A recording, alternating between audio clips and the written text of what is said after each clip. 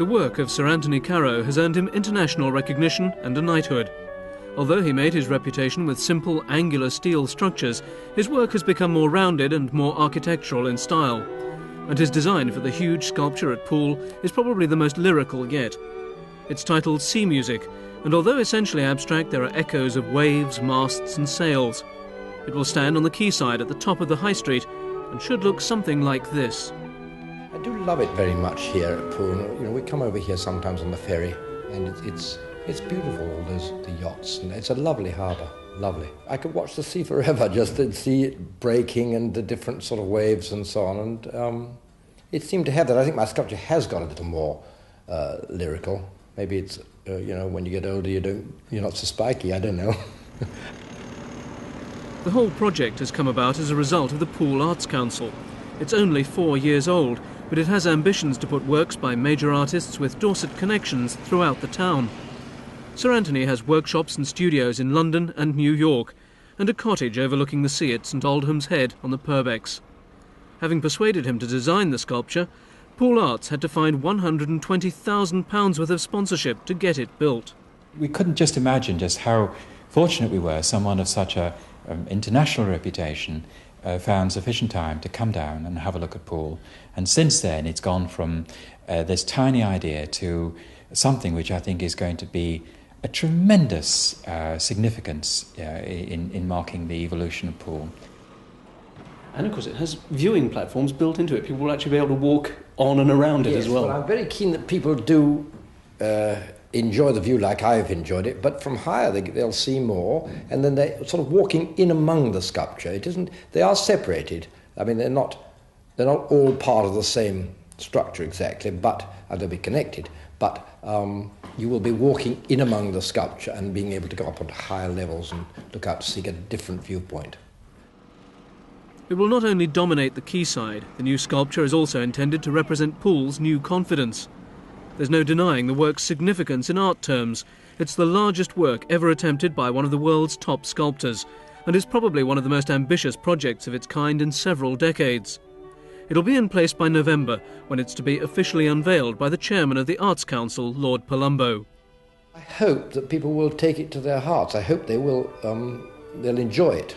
I'm sure some people won't, but you know, I hope that there are a lot of people come through Poole every year. About 8 million, I was told.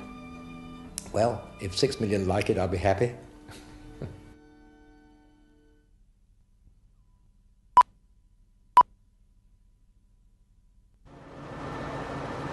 Sir Anthony Caro's work has never been intended for the mantelpiece or on top of the piano, but his latest piece is big even by his standards.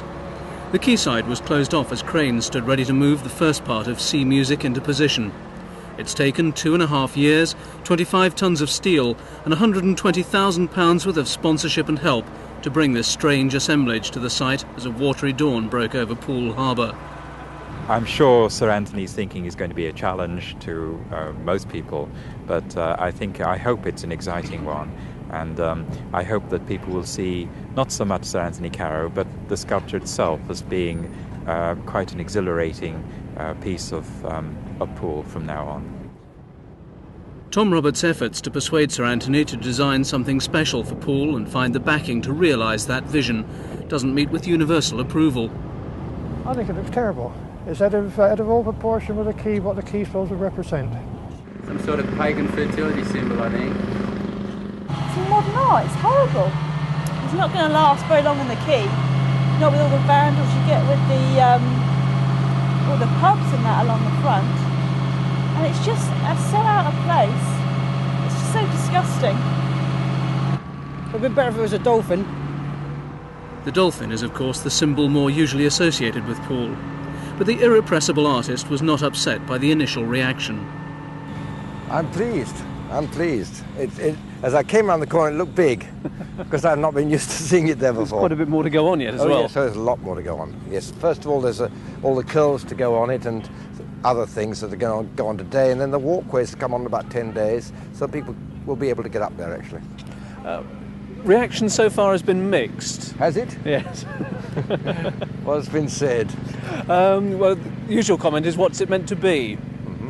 Well, like an emblem for Poole, I suppose, a sort of logo for Poole, something to say, you know, this is Poole.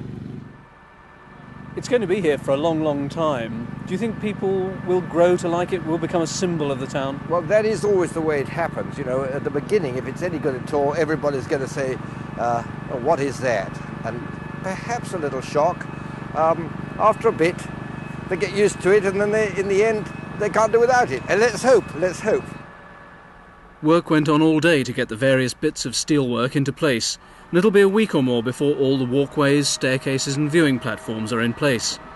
It's to be officially unveiled by the chairman of the Arts Council, Lord Palumbo, on November the 22nd. It may be a month or two after that before the people of Poole are talking proudly of our Caro.